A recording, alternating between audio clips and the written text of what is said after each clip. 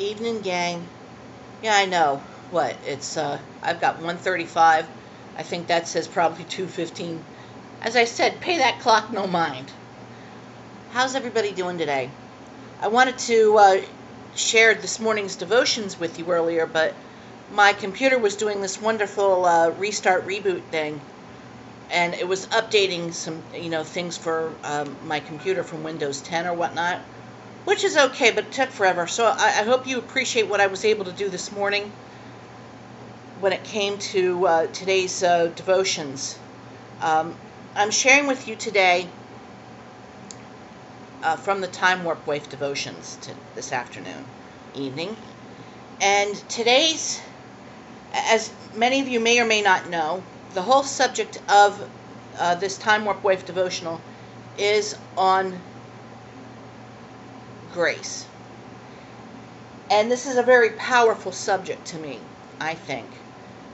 Grace means so many things to people, but the definition that I think of the most is the unmerited favor of God. And I see that every day in my life. I don't know how else to explain it. I see it in the little things. I saw it this past week in how good God was to us in dealing with the legal action that Ricky's been taking against his former employer, but most of all with how he blessed us on Friday, and I shared that with a lot of you.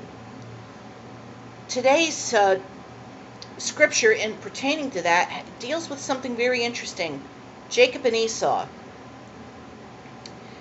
And this was something that I really needed. I needed to be reminded, and it was really convicting. Because I don't know about you, but personally in my own life, this is something I struggle with a lot. Part of what is in here that I struggle with is not just not being gracious, but showing resentment. Something I struggle with also, aside from those things, is dealing with the wounds of my past, learning to not just forgive myself, but to forgive others for those things. I have to go to the Lord every day asking His help to not allow Satan to open up the wounds of my own past, especially when it involves those that I love. I can't go into great detail, but let's just say, like a lot of families, you have the baggage. And reading this got me to thinking about all the therapy sessions that I had when I was at Philadelphia College of Bible, which is now Cairn University. That place has gone through so many name changes, I think it has an identity crisis. But there were so many other godly people as well that God used in my life to deliver me from those wounds. And it got me to thanking God for how He's healed me, and how in Him I've just come so far in my journey, and I'm still continuing in it, and I thank God for it. I want to invite you guys to read Genesis 27 and 33. You'll see that in Genesis 27 is the backdrop. I'm going to kind of go back a little bit further,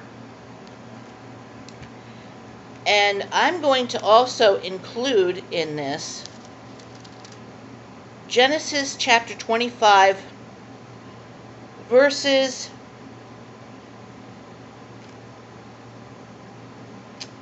I'd say verses, if you want to really go back deep into this, verses 22 to 34. But in particular, I want you to focus on verses 28 through 34 in chapter 25. You're going to see something interesting. You're going to see the first instance in which Jacob deceives his older brother Esau. And it's over a bowl of food. It's over food. Jacob gets Esau to sell his birthright for a meal. And this is the beginning. And see, but the thing is, this all started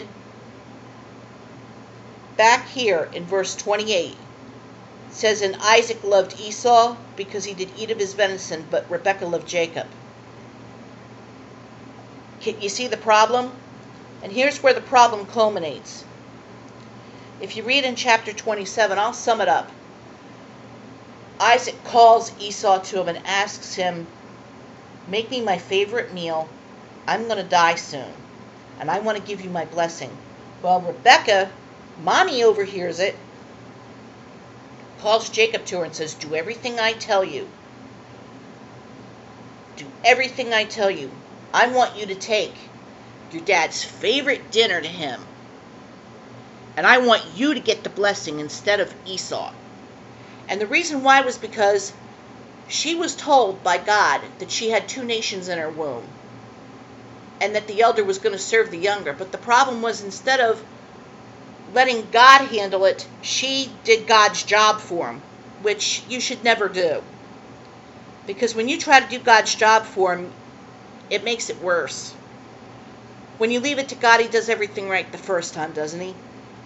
Well, after a lot of hesitation, Jacob does it. Jacob goes in with Daddy's favorite meal, but here's the kicker. Rebekah makes sure that he, in every way possible, is Esau, through wearing his clothes so he smells like him, and putting on goat hair on his arms and his neck so that Isaac will think it's Esau. The key thing here is Isaac was blind, and the only thing he had to rely on were his sense of smell, his sense of touch and hearing. And the problem was, when Jacob came in disguised as Esau, Isaac fell for it. Jacob gives him, his favorite meal, and Isaac blesses him. He gives him this magnanimous blessing. He leaves, despite despite Isaac, using what senses he has. He still doesn't get it that it's really Jacob. Jacob leaves after having gotten this magnanimous blessing, and it says that Jacob was yet scarce gone out of the presence of Isaac his father, that Esau his brother came in from his hunting. I'm saying maybe probably an hour or less. Here comes Esau. And now, here's the kicker. Esau comes in with Dad's favorite meal all set and prepared, but Jacob's already gotten it. Jacob's already gotten the blessing, the whole 9 yards. And when Isaac realizes it's too late, he can't do anything about it. He realizes that he got, and this is interesting too. Esau cries this bitter cry. He's so upset. And I don't know if he was upset over the fact, he was upset over the fact that Jacob had so successfully deceived his father, but also had done it to him again. And he says it here. He says here, and this has got to be Esau saying this. Is he not rightly named Jacob? For he hath supplanted me these 2 times. He took away my birthright, and behold, now he hath taken away my blessing. And he says to his dad, don't you have a blessing reserved for me? And Jacob does give him a blessing, but it's not the same. And Esau is so ticked off. He's so incensed with rage that he plots to have Jacob killed. He plots to kill Jacob. And the end result is Rebekah gets Jacob out of Dodge, has him go to her relatives in that land of Padan Haran, and that's where he meets and marries both Rachel and Leah. And he has all the issues that he has with Laban. He basically learns a valuable lesson about deceit there. You see, all that deception and trickery that Jacob did, it visited him back. So Jacob spent probably a good 20 years, if not more, dealing with the repercussions of that. But also, you see something interesting here, that God was still with Jacob. And then he was even still with Esau. You read in chapter 33, even beforehand, he knows that Esau's in the vicinity, and he's scared out of his mind because he knows he did something wrong. And he goes to the Lord, and I believe he confesses it, and he asks the Lord, please protect me. I don't deserve your goodness and your mercy, but please, I'm asking for it. Please protect me and my family. And during that night, he wrestles an angel, and he insists on this angel, in the midst of wrestling with this angel, to be blessed by him. And ultimately does get blessed by God, and his name is changed to Israel. And in chapter 33, he and Esau are reunited. And you see such grace and mercy displayed by Esau. And I'll show you what I mean. You see here in verse 4, his response when he sees his own brother Jacob. And Esau ran to meet him and embraced him and fell on his neck and kissed him, and they wept. I want to share something. I'm not going to name names. But I know of a family where the father was a very strong-willed man. He had a large family, a rather large family. And this man had worked very hard all his life, and a brain tumor took everything from him practically. And there were very few people that in the family that stuck with this man, in particular his own children. There were one or two that did. There was one person in particular, one family member that did, that took care of their father every step of the way. And there was one family member that wanted to, but distance kept that person from doing it. But this person, every chance they got, would come up and visit and try to help out whatever way possible.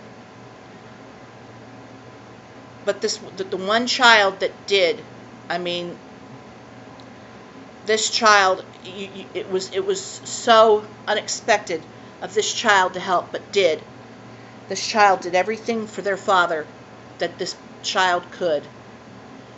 And finally, the father passed away. And the father, before he had passed away, about a year before he had passed away or less, the child that was so distant, that couldn't come all the time because of distance, made every effort to share the gospel with their father. And the father ultimately got saved. And ironically, so did the mom. There were other family members too that got saved. But this was pretty critical, because this father got saved about 6 months before he passed away. And like many families, there was a lot of bitterness and fighting and everything that ensued immediately after the father died. It was really bad. There was some nastiness that was exchanged, especially between the child that took care of their father and a sibling. It lasted for several years, until one day another sibling, I'd say probably the youngest sibling, got the two older siblings together, and they finally hashed things out. And the funny thing was, this was all over. The saddest part of this was, it was all over money, and all over favoritism. And the thing is, Jacob was a victim of that, and so was Esau. And what I mean is, Isaac practiced that favoritism just as his dad did. He practiced this favoritism, and the result of it was the mess. I have a thing called Rotten Fathers of the Bible. And Isaac showed favoritism, and it led to Jacob's deception of not just him, but Esau. And it resulted in this feud that lasted for who knows how long. And the feud continued into Esau's descendants. They never forgave this. They turned on Israel whenever they got, and the Lord judged them over it. But one of the things I saw through this is that playing favorites just breeds trouble, people. And you see it so clearly in this passage. You see, it starts with two parents pitting their own children against each other. And it's no wonder that Esau wanted to kill Jacob. It's no wonder that Jacob did what he did. Not just to Isaac, but to Esau. And you can see that the wounds that were inflicted on Jacob and his built-in resentment toward not only Esau, but his own dad. And like I said, playing favorites just breeds trouble. It just creates a resentment that lasts indefinitely, and it wounds and destroys lives. And I'm asking you this today, before I close, this very crucial question. And I challenge you in this. I ask you to prayerfully consider any broken relationships in your life. And I ask you, is there anything that you can do to offer grace and build bridges?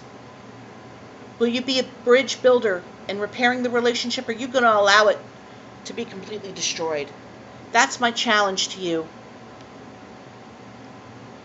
I ask that, and I challenge you in that area.